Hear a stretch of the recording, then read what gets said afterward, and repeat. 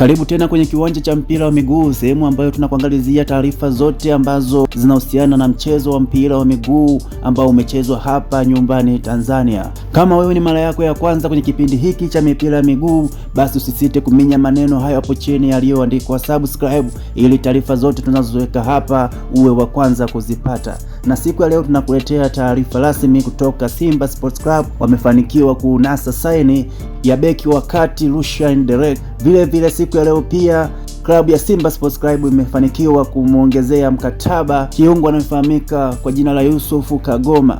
Kwa hiyo nyota hawa wawili, Rushan Derek atasalia Msimbazi kwa mwaka mwingine, lakini pia Kagoma ataendelea kusalia Msimbazi kwa miaka mingine miwili. Kwa taarifa zaidi kama hizi hapa, basi usiache kufuatilia kipindi hiki ambacho kinakujia kila siku.